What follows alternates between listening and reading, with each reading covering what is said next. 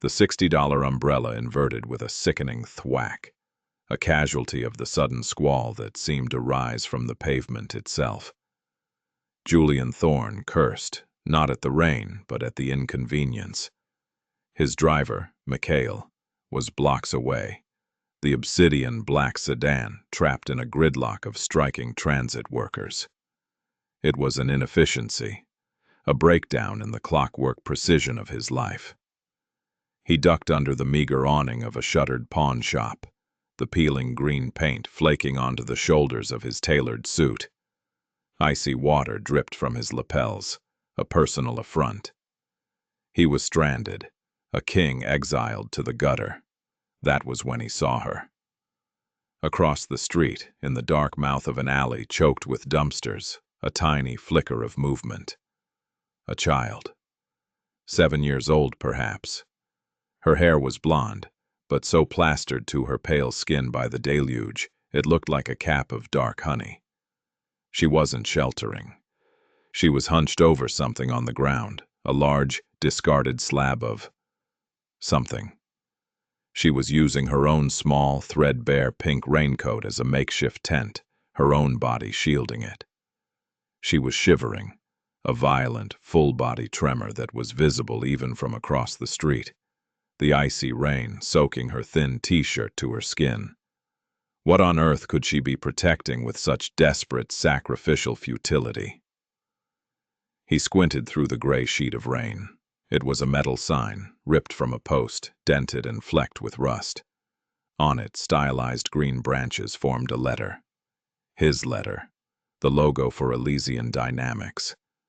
The E he had sketched on a napkin with his wife, Ilara, a lifetime ago. He stood there, frozen, not by the cold, but by the sheer, nonsensical absurdity of the scene. The world tilted. He, who had just that morning finalized a hostile takeover of a logistics conglomerate, was watching a destitute child sacrifice her own meager comfort for a piece of his corporate branding. It was insane. It was a meaningless gesture. The sign was worthless, scrap metal.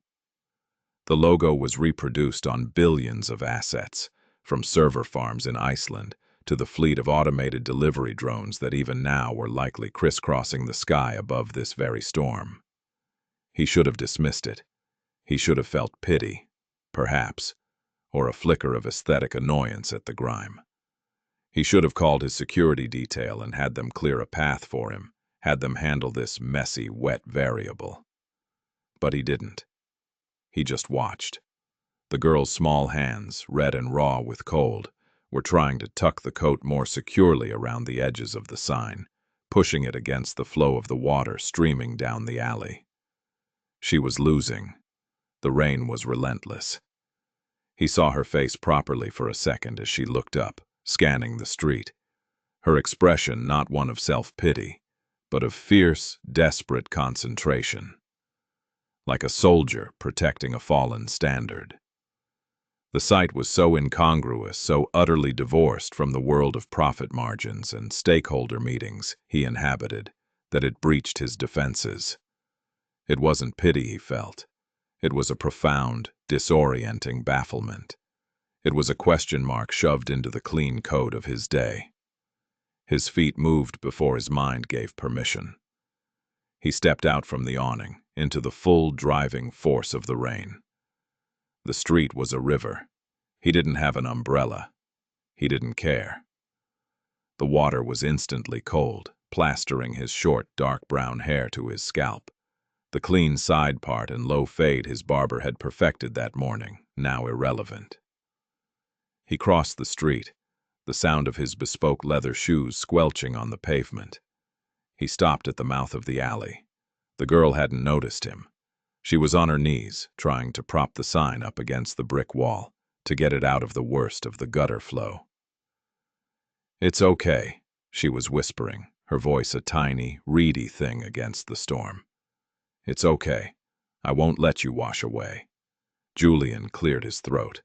The sound was small, swallowed by the wind. He spoke louder. "Child." She sprang back like a startled deer, stumbling and landing hard on the wet concrete. She scrambled to her feet and planted herself in front of the sign, her arms spread wide. Her eyes were huge, a pale rainwater blue, and they were filled with terror. Not of him, he realized, but for the sign. She thought he was there to take it. "You can't have it," she squeaked, her voice trembling but defiant. "It's mine. I'm protecting it." Julian Thorne, a man who could liquidate companies with a single phone call, who had stared down the most aggressive corporate raiders in the world, found himself utterly disarmed. His tailored suit was ruined, weighing 1,000 pounds with water. His light olive skin was pebbled with goosebumps. He held up his hands, palms forward, a gesture he hadn't used in decades. "I'm not here to take it." His voice sounded strange to his own ears, rough. "Why? Why are you doing that? It's just a piece of metal." The girl's fierce expression crumpled, just for a second, into confusion, as if he were the one making no sense. "It's not," she said, her lower lip trembling. It's Elysian. It's important." She pronounced the word with a careful, almost reverent precision. Elysian. A word he heard 100 times a day, a word that had become synonymous with his own identity, with his power, with stock tickers and market caps. But she said it like it was a prayer. "It's getting wet," she insisted, as if this were the most obvious and catastrophic fact in the world. "The paint is coming off." She pointed to a fleck of green paint that had, indeed, washed away, revealing a spot of rust underneath. Her face was a mask of genuine tragedy. This was not a game. This was real to her. The sheer, unadulterated sincerity of it was a physical blow. When was the last time he had felt that sincere about anything? About the logo? About the company? He saw Alara's face, her hand over his on the napkin, her eyes bright. "It's not just a company, Julian. It's a promise, a sapling, something that grows and gives back." He had crushed that promise under the weight of his ambition. He had turned the sapling into a fortress of cold, hard steel. "Who are you?" he asked, his voice barely a whisper. "Lily," she said. She was still shivering, her small body vibrating with cold. She had sacrificed her only protection for a symbol of a company that was, at this very moment, drafting plans to gentrify this entire district, to push people exactly like her out. The irony was so vast, so cruel, it left him breathless. He fumbled in his pocket, his hand brushing against his phone, a solid, useless brick. Then he found his wallet. He pulled it out, the fine-grain leather already darkening with water. He pulled out all the cash he had. maybe $400. "Here," he said, holding it out. "Take this. Go home. Buy a new coat. 100 new coats." Lily just stared at the money. She didn't move. She didn't understand. She looked from the cash to his face and then back to the sign. "No," she said, shaking her head. "I have to stay. I have to protect it." She was refusing him. A child with nothing was refusing a fortune because she had a job to do. The absurdity was piling up, becoming a mountain that was crushing him. "You'll get sick, Lily," he said, trying a different tack. "You're freezing." "It doesn't matter," she said stubbornly. "It's important." He saw his security detail, 2 large men in dark suits, finally rounding the corner, their faces grim, umbrellas held aloft. They saw him, soaked and talking to a street child, and broke into a run. "Mr. Thorne, sir, are you all right?" One of them, Anders, shouted. Their arrival broke the spell. Lily shrank back, terrified now of these new, large men. "It's fine, Anders," Julian snapped, waving him off. "Get back." The men stopped, confused, hovering 20 feet away. Julian looked back at Lily. He couldn't leave her here. He couldn't take the sign. and he couldn't force her to leave. He was, he realized with a jolt, completely powerless. "Anders," he called out, his voice sharp with a new, strange authority.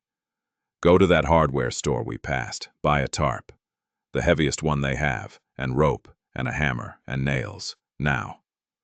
Anders, ex-military, didn't question the bizarre order. He just nodded and sprinted off.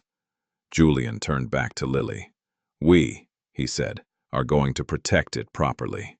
Her eyes widened.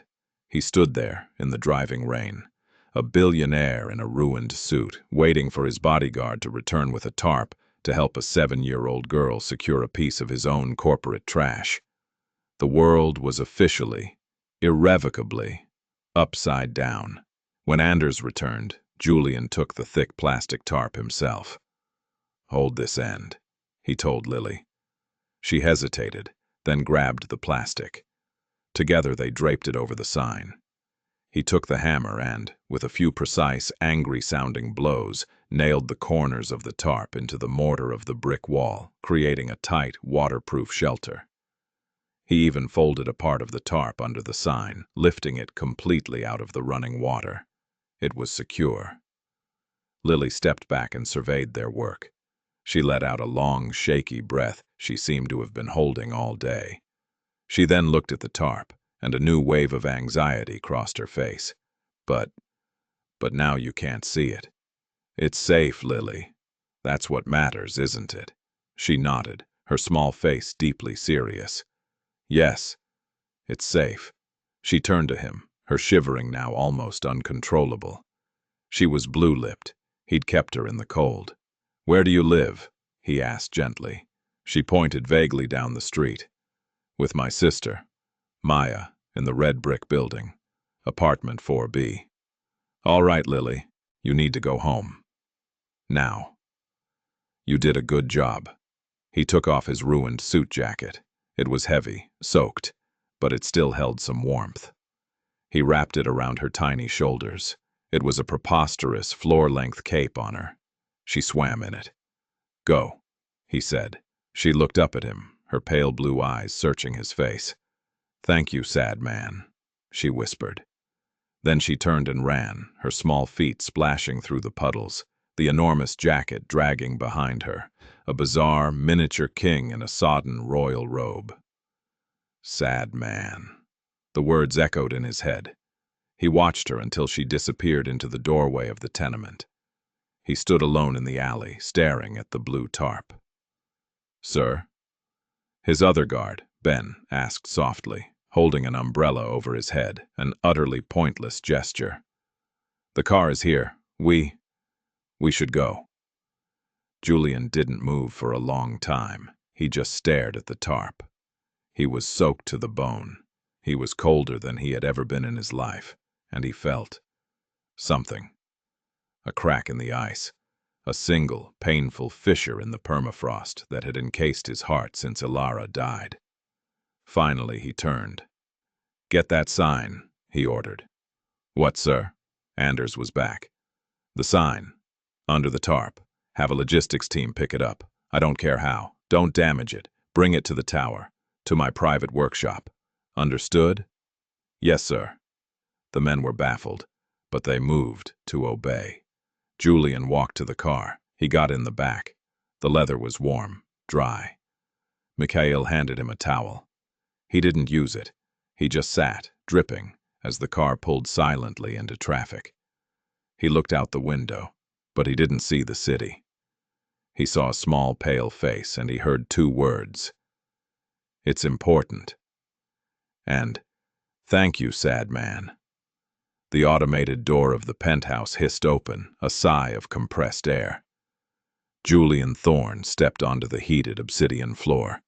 His apartment, occupying the entire 90th floor, was silent. Not peaceful, but empty. The city glittered below, a silent, jeweled carpet that he owned a significant portion of, but tonight the view felt like an accusation. He shrugged off the damp cashmere coat, letting it fall to the floor. It would be retrieved by his housekeeper in the morning. He walked to the bar, a single sheet of backlit onyx. He poured a whiskey. The liquid was amber, perfect, ridiculously expensive. The glass was heavy. He held it but didn't drink. He just stood. The silence of the apartment was louder than the storm he'd left behind. It was an echoing, pressurized void. And into that void a single image inserted itself, unwelcome and persistent. A small, pale face, framed by wet blonde hair. A threadbare pink raincoat. And the absurd, furious, angelic defiance in her eyes. It's important. Why? Why was that important? A piece of corporate detritus. A logo. His logo. He, who had just that morning signed off on a merger worth $11 billion, was completely, bafflingly stuck on a 7-year-old girl in an alley, protecting a piece of junk. It was inefficient. It was an anomaly in the data. And it was infuriating, because he couldn't solve it. He couldn't file it away. He'd given her money. She'd refused. He'd helped her. He'd nailed a tarp to a wall. Him. Julian Thorne. It was laughable. He walked to his desk, a vast slab of reclaimed wood from a 1,000-year-old tree, another one of his sterile acquisitions. He pressed a button. "Clara," he said. His assistant's voice, warm and professional, instantly came through the speaker. "Yes, Mr. Thorne, it's late. Is everything all right?" Clara had been with him since before Alara died. She was the only one who remembered the before. "I need you to find someone. A girl. Her name is Lily. She lives in the red brick building on—" Wait. He paused. He hadn't even noted the street. He described the intersection, the pawn shop. "Apartment 4B. She lives with her sister Maya. Last name is unknown. Find her. I want a file." "A file, sir? What kind of file?" A welfare file. Find out who she is, why she was out there, if they're safe. Just find out." "And Clara?" "Yes, sir." "Discreetly. No one else is to know. Not Marcus. No one." "Of course, Mr. Thorne." The line clicked off. He was left alone again with the silence and the whiskey. He finally took a sip. It burned, but it didn't warm him. Sad man. The child had seen him. She had looked right through the suit, the power, the wealth, and seen the core of him. The emptiness. The profound, aching sadness that he papered over with acquisitions and board meetings. He had built an empire of dynamics, and in the process had lost everything Elysian. Lily burst through the door of 4B, the ridiculously large, waterlogged suit jacket pooling around her ankles. "Maya! Maya, I'm home!" The apartment was tiny, a combined living room and kitchenette, and 2 bedrooms so small they were more like closets. But it was clean. And it was vibrant. The walls, though cracked, were covered in brilliant, unframed charcoal sketches and small, intense oil paintings. Portraits of the neighborhood, of old women on stoops, of kids playing in fire hydrants. They were good. Maya Alenko looked up, her heart leaping into her throat. She was 20 with the same blonde hair as Lily, but hers was tied up in a messy, paint-streaked bun. Her face was etched with a premature worry that made her look older. "Lily? Oh my God, where were you?" She rushed over, pulling her sister into a fierce hug. "You're soaked. You're freezing." "What? What is this?" She touched the sleeve of Julian's jacket, the fine wool, the silk lining. "Lily, what happened?" "I was protecting the sign," Lily said, as if it were the most normal thing in the world. "It was raining so hard, Maya. The paint was coming off." Maya's heart sank. The sign. "Oh, Lilybug," she sighed, her anger melting into exhaustion. She unwrapped the heavy jacket from her sister, her fingers brushing the JT monogram on the inner pocket. Her blood ran cold. "Lily, where did you get this jacket?" "From the sad man," Lily beamed, shivering. "He helped me. He was wearing a fancy suit like in the movies, and he got all wet. And he bought a tarp, with nails. He hammered it himself. The sign is safe now, Maya. It's safe. Maya stared at her, trying to process this. A rich man, in a suit, hammering a tarp in an alley. A sad man? Uh-huh. He looked so sad. Like Grandpa's beagle after we gave away the puppies. But he was nice. He tried to give me money, but I told him no. I just needed to protect the sign. Maya led Lily to the tiny bathroom and started running a warm bath. Her mind was racing. Who was this man? And why was he in their neighborhood? Men in expensive suits only came here for one reason: to buy, to evict, to destroy. Lily, she said, her voice tight as she poured in bubble bath. You can't talk to strangers, especially men like that. They aren't nice, Lilybug.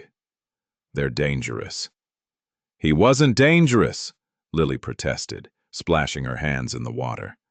He was sad. And he helped. Maya left her to bathe and went back to the living room. She picked up the jacket. It weighed a ton. It was ruined, and it smelled expensive, like faint cologne and wet wool. She looked at the monogram again. JT. She looked around her apartment, at the eviction notice taped to the fridge. The building had been bought by a new, faceless LLC. Titan Redevelopment Group. They were being given 30 days. 30 days to leave the only home they'd ever known. Her eyes landed on a framed photo on the shelf. It was her and Lily, younger, with their mother, Sophia. Sophia was laughing, her arm around a dark-haired woman. They were standing in front of a small office building, holding up a freshly painted sign. On it was a stylized E, a green sapling. Their mother had been one of the first employees at Elysian Dynamics. Employee 004. She had loved that company. She truly believed it was going to change the world. She'd been recruited by the founder's wife herself, Ilara Thorne. They had been friends. Their mother, Sophia, had designed the logo with Ilara. It was her art, her hope. Then, Ilara Thorne had died in a car crash, and the company changed. The founder, Julian Thorne, had become a ghost, a machine. The Elysian part of the company died with his wife. All that was left was Dynamics. Sophia had been laid off 6 months later, part of a strategic restructuring. She'd gotten sick a year after that. The insurance ran out. She died, leaving Maya, then 17, to care for 4-year-old Lily. All they had left of her was her portfolio of sketches, a box of old employee newsletters, and that sign. The original prototype, which had hung in their mother's office until the day she was let go. It had been in the alley because Maya had been trying to sell it at the pawn shop that morning, desperate for rent money. The owner had offered her $20. She'd been so disgusted she'd just left it. She hadn't realized Lily had seen. Maya's heart ached. Lily wasn't just protecting a logo. She was protecting the last piece of their mother. She was protecting a promise. And now, some rich man. JT, Julian Thorne. It couldn't be. Maya's blood turned to ice. Julian Thorne, the man who had destroyed her mother, the man who was, almost certainly, behind Titan Redevelopment Group. He had been here. He had spoken to Lily.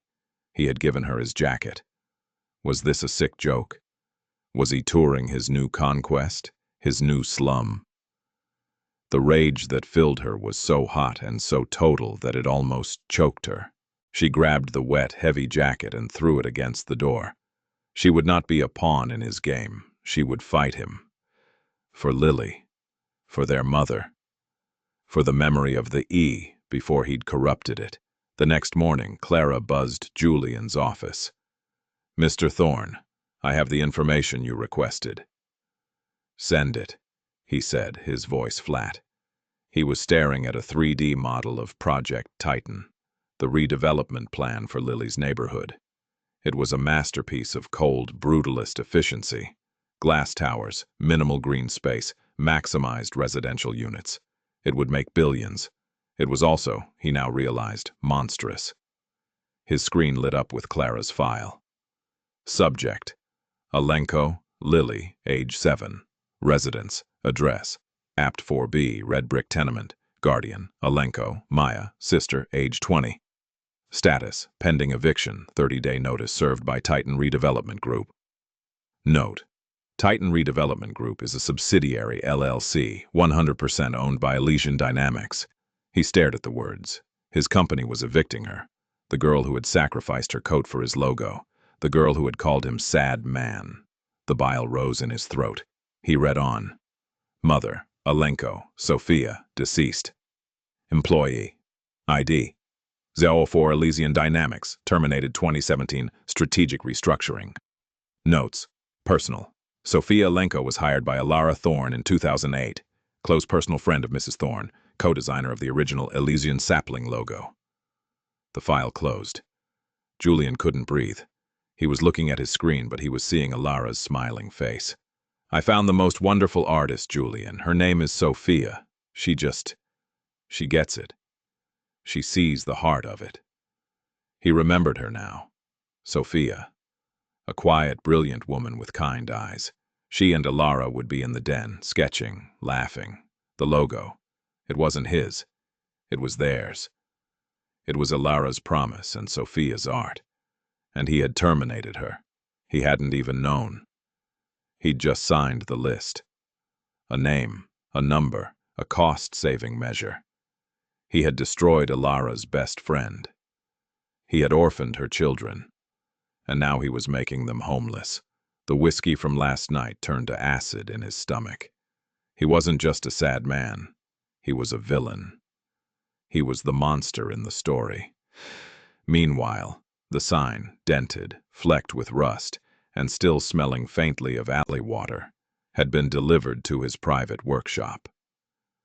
It was a secure, temperature-controlled room next to his penthouse, a place where he tinkered with old engines and mechanical clocks. A sterile, joyless hobby. He walked in.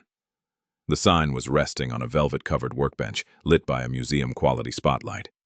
His team had followed his orders perfectly. It looked pathetic, small, rusted, worthless. And yet, he could see it. He could see the love in the brushstrokes. This wasn't a digital rendering. This was hand-painted. This was the prototype, Sophia's original, the one Alara had hung on her own office wall. He remembered her tracing the green branches with her finger. It's our promise, Julian. Never forget. He had forgotten. He had buried her, and he had buried the promise with her. He reached out and touched the cold, rusted metal. He traced the E just as Alara had. And for the first time in 13 years, since the day he'd stood at her grave, Julian Thorne cried. It wasn't a dignified single tear. It was a raw, racking, silent sob that tore up from his very foundations. He wept for his wife. He wept for Sophia. He wept for the man he was supposed to be, and the cold, efficient thing he had become. And he wept for the little girl, who, with nothing in the world, still had more integrity, more loyalty, than he had in his entire, multi-billion-dollar empire. He didn't know how long he stood there. But when the sobbing subsided, it was replaced by a cold, clear, singular purpose. The grief had not been washed away, but it had been forged into something new, into resolve. He was going to fix this, not just for Lily, not just for Maya, but for Alara, for Sophia, for himself. He buzzed Clara. His voice was hoarse. Clara, cancel my morning, all of it. Sir, you have the quarterly review with the board. Mr. Vane is, I don't care what Marcus Vane is doing, cancel it, and get me our entire legal file on the Titan Redevelopment Group. I want every document, every shell company, every contract, now. Yes, sir. And Clara? Yes, Mr. Thorne. Find me the best art restoration expert in the city. Tell them it's an emergency, for a a priceless artifact. He spent the next 48 hours in a self-imposed prison. He didn't sleep. He barely ate. He just read. He read the eviction notices. He read the buyout clauses. He read the cold, brutal calculus of Project Titan, a plan spearheaded by his ambitious, ruthless COO, Marcus Vane. Marcus was the perfect reflection of who Julian had become. All dynamics, no elision. The plan was to displace over 500 families, relocate them to subsidized housing units an hour outside the city, raise the entire neighborhood, and build luxury condos. It was legal. It was profitable. And it was, he now saw, an act of profound, systemic evil. He found the file for Maya Alenko's apartment. He saw the 30-day notice. He saw that it was, in fact, his own company that had refused her request for an extension. He felt sick. His first instinct was the one he always had: to use money, to throw power at the problem. He dispatched a lawyer from Elysian's top firm, not as a representative of the company, but as a pro bono advocate. "Stop the eviction for 4B, he'd ordered. "Handle it, anonymously." The lawyer, a shark named Harrison, had called back an hour later. "Mr. Thorne, it's complicated. The tenant, Miss Maya Alenko, is aggressive.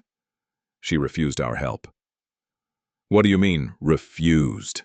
Julian had barked. "She said, and I quote, 'I don't want your blood money, Charity.'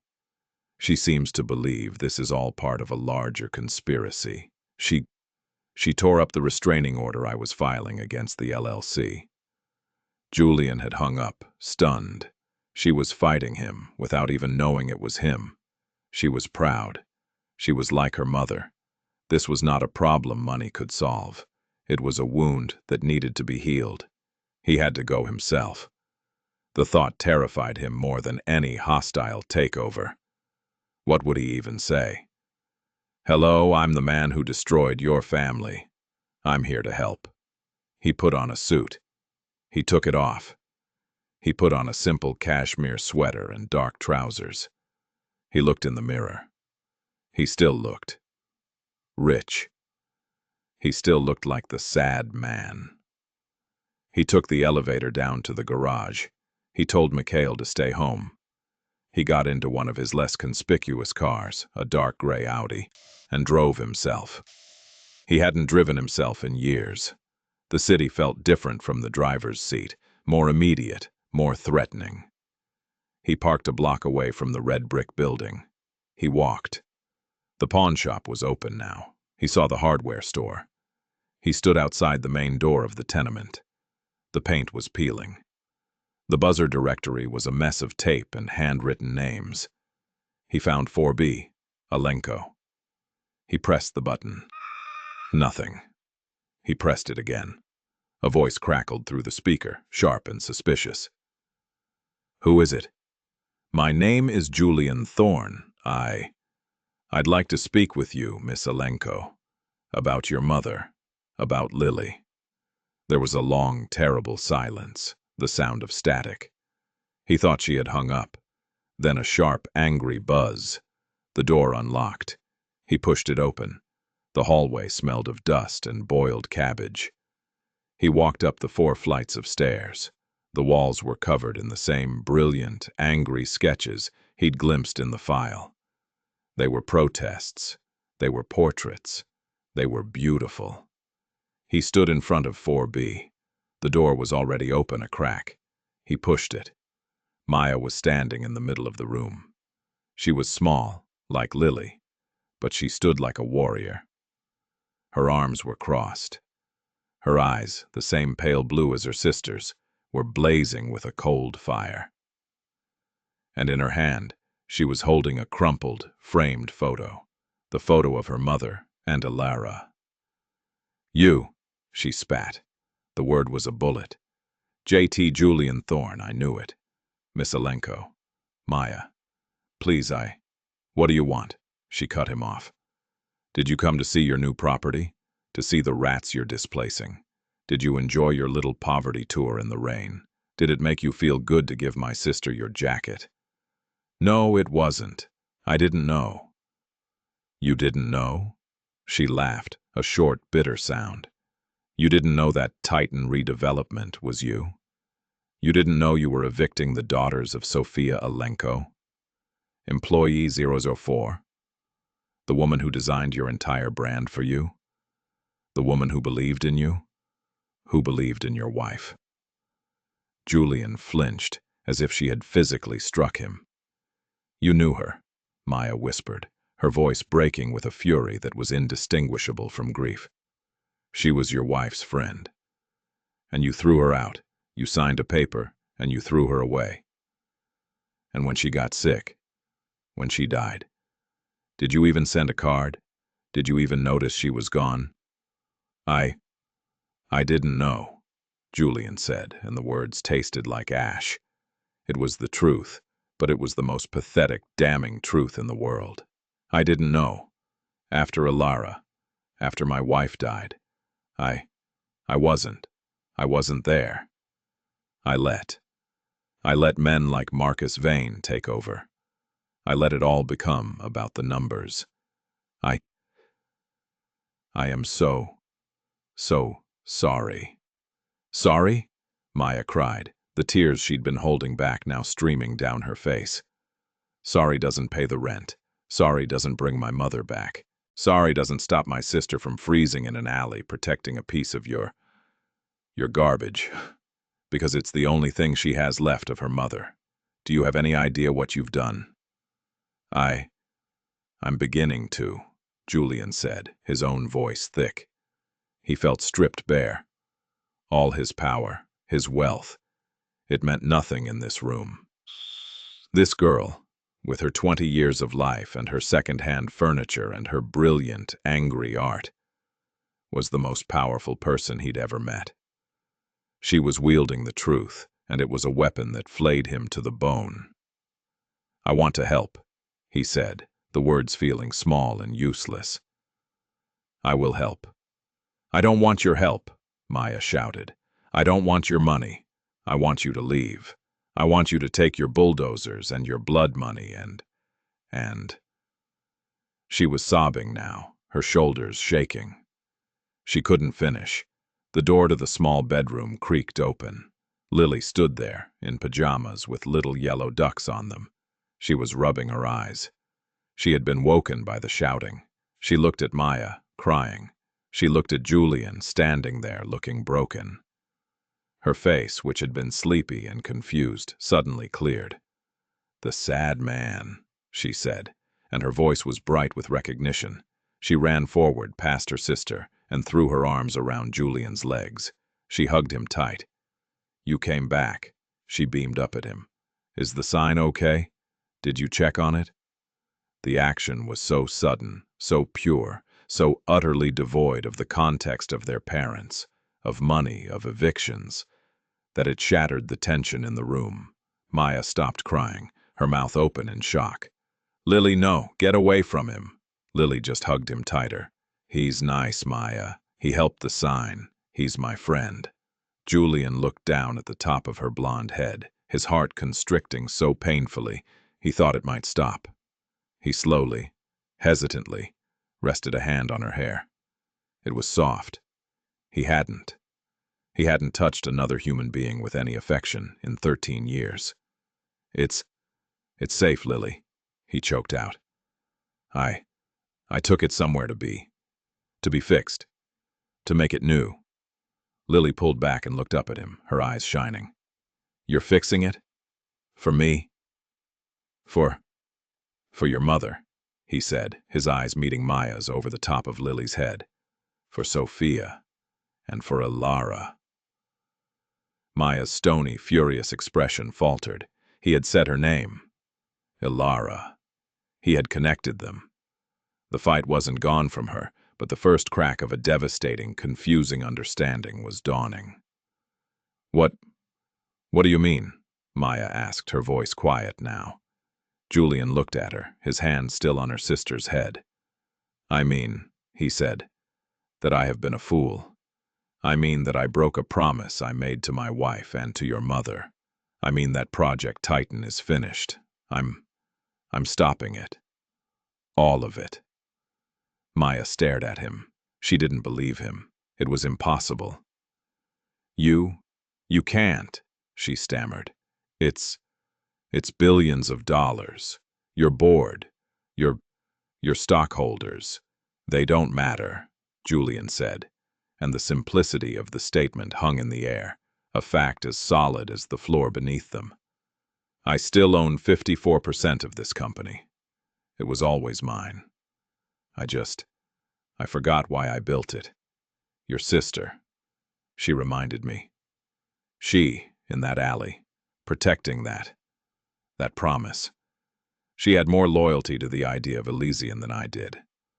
He looked around the room, at Maya's art, the portraits, the life. "You're an artist," he said, "like your mother." "It doesn't matter," Maya said, turning away, the suspicion returning. "This is just a trick. You're trying to buy my silence." "No," Julian said. He took his hand from Lily's head and took a step back, creating space. "I'm not here to buy anything. I'm here to confess and to ask for help." This was the last thing Maya expected. "Help? You're asking me for help?" "I've stopped the project," he said, "but that's not enough. That's just stopping the bleeding. I have to fix it. I have to build something right. What Alara and Sophia wanted, and I don't know how. I only know how to build glass towers. You know this neighborhood. Your art. You see the people. I need you to show me." He pointed to a sketch by the door. It was a drawing of the local park, but it was reimagined. It had a community garden, a covered stage, art installations. It was beautiful. It was Elysian. "I need," he said, his voice hesitant, "I need you to help me build that." Maya was speechless. This man, this titan of industry, this monster who had haunted her life, was standing in her cramped apartment, with her little sister clinging to his trousers, asking her for help. It was too much. It was too fast. I don't know," she whispered. I can't trust you." "I know," Julian said. "You have no reason to. So don't trust me. But work with me. I will fund it, not Elysian. Me, personally. We'll create a new foundation, the Sophia Ilara Foundation, and you will be on the board. You will have oversight. You can show me what's right." And our apartment?" Maya asked, the small practical fear returning. "The eviction is gone." "It never existed," Julian said. "I've already bought the building. Not Titan. Me. The deed is being transferred to a community trust. This building, it will never be sold. The rents will be stabilized. It's the first step." Lily, who had been listening to this adult talk with a patient confusion, suddenly tugged on Julian's sweater. "Mr. Sadman, you can call me Julian," he said, smiling faintly down at her. "Julian, can we go see the sign? Is it fixed yet?" Julian looked at Maya. A question. A plea. Maya looked at her sister's bright, hopeful face, and then at this broken, powerful man who was, it seemed, trying to put the world back together. "Okay," Maya whispered, a single, terrified, hopeful word. "Okay, we can go." The call to Marcus Vane was short. Julian made it from the car, on speaker, so Maya, sitting in the passenger seat, and Lily, buckled into the back, kicking her feet, could hear. "Marcus, Project Titan is dead." There was a sputtering silence on the other end. "Julian? What? What are you talking about? The zoning committee hearing is Tuesday. We've already sunk $500 million into—" "Then we'll write it off," Julian said, his voice flat, cold, and final. "The project is canceled. effective immediately. You are to retract every eviction notice, dissolve the Titan LLC, and reroute all funds back to the central account. Is that clear? Clear? Julian, are you insane? The board will have your head. This is fiduciary suicide. It's that girl, isn't it? The one you've been asking about. You're torpedoing the entire fiscal year for a slum dweller? The word hung in the car. Maya tensed, her hands balling into fists. Lily, hearing the angry voice, shrank back. Julian's hand tightened on the steering wheel. You're fired, Marcus. What? You can't. I can, and I have. Your access will be revoked by the time you get back to your desk. Security will escort you out. You will receive your severance. You are never to speak on behalf of Elysian Dynamics again. He hung up. He didn't look at Maya. He just drove. He had just voluntarily set fire to a massive part of his own company. He had invited a war with his own board. He had never felt calmer. He had never felt more Elysian. They didn't go to the tower. Not yet. He took them to the art restorer's studio. It was in a clean, quiet building uptown. A woman in a white lab coat met them. Mr. Thorne, a pleasure. She led them into a sterile, bright room. And there, on a padded easel, was the sign. It was beautiful. The rust was gone. The dents had been carefully, painstakingly hammered out. The colors were bright, the original vibrant green and silver. The woman had not repainted it. She had healed it, stabilizing the original paint, filling the cracks with such precision they were invisible. It glowed. Lily gasped. She ran forward, stopping just short of touching it. It's Mommy's, she whispered. Maya came up behind her, putting her hands on her sister's shoulders. She was crying again, but this time the tears were different. They were quiet, cleansing. She looked at Julian. How? How did you know? I didn't, Julian said, his voice thick. Not until I saw it. Not until I saw her. He looked at Lily, who was staring at the sign as if it were the sun. It belongs to you, he said to Maya. Both of you. No, Maya said, shaking her head, wiping her tears. It belongs where everyone can see it. It belongs to the promise. The board meeting was a bloodbath. Julian had known it would be. The remaining board members, allies of Marcus, were furious. They accused him of negligence, of emotional instability, of destroying shareholder value. They motioned for an emergency vote to strip him of his CEO title. Julian sat at the head of the massive marble table, the same table where he had planned his hostile takeovers, and he just listened. He let them vent. He let them shout.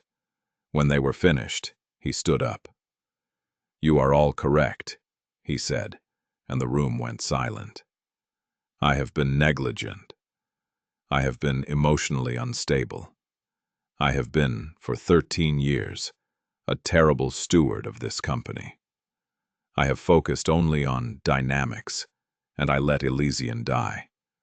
I let the heart of this company, the promise my wife and her friend Sophia Alenko built into its very DNA, rot away. And you all, you helped me. You applauded every soulless, profitable decision. He pressed a button. The large screen behind him, usually reserved for stock projections, lit up. It showed a picture of Alara and Sophia holding the sign. It showed Maya's sketches of the community park. It showed Lily in the rain, her small back to the storm. Project Titan is dead, Julian said, and in its place I am announcing the Sophia Ilara Foundation. I am personally pledging $10 billion of my own private stock, an endowment that will be untouchable. The foundation's sole purpose will be to pursue human-centric urban renewal. Not displacement, integration. We will build parks. We will fund community art. We will stabilize neighborhoods. We will, in short, finally become the company we promised to be. This is madness, one board member shouted. This isn't a charity, Julian. This is a corporation. It can be both, Julian said, and it will be. I am using my majority share to vote this through. This is our new directive. This is our new bottom line. You can either be a part of it, or you can follow Marcus out the door. The choice is yours. He didn't wait for an answer. He turned and walked out of the boardroom. Clara met him outside. She was smiling for the first time in years. Mr. Thorne, she said, a Miss Maya Alenko is here to see you. She says she has blueprints. The next year was a whirlwind. It was hard. It was a fight, every single day. Julian was sued by shareholders. He was ridiculed in the financial press. But he didn't care. He was busy. He was working with Maya. They were in church basements, in community centers, in her apartment, which was now, she joked, the West Wing of the foundation. Maya was a natural leader. The anger that had fueled her was now a passionate, brilliant fire for advocacy. She fought him on budgets. She fought him on design. And he was grateful for every single argument, because every time she was right. She was forcing him to see the people, not the numbers. Lily, in the meantime, had become a fixture in the Elysian Tower. She had her own desk in Julian's office. She would come after school and help Clara, which mostly involved drawing pictures of saplings on company letterhead. The sterile, silent penthouse was no longer silent. It was often filled with the sound of Lily practicing her violin, badly. Julian had even, at Lily's insistence, adopted the beagle she'd reminded him of. The dog, named Sully, now slept at the foot of his bed. The old neighborhood was not razed. It was restored. The red brick tenement was the first project. It was brought up to code, the plumbing fixed, the facade cleaned. Maya's art was now professionally framed and hung in the lobby. The park from her sketch was built. The pawn shop and the hardware store were given revitalization grants. It was slow. It was expensive. It was the best work he had ever done. The centerpiece of it all was the new community center, built on the vacant lot where the gridlock had stranded him. It was a beautiful, low-slung building of warm wood and glass, designed with the community, not for them. It had art studios, a daycare, a legal aid office, and in the center of the lobby, mounted on a stone wall, was the sign. The original prototype. Restored. Glowing. And perfect. The opening day was bright and cold. The whole neighborhood was there. Maya gave a speech, her voice ringing with a confidence that made Julian's heart swell. He didn't speak. He just stood at the back. When the speeches were done and the doors opened, he found Lily standing next to him, holding his hand. She was wearing a new pink coat, one that was thick and warm.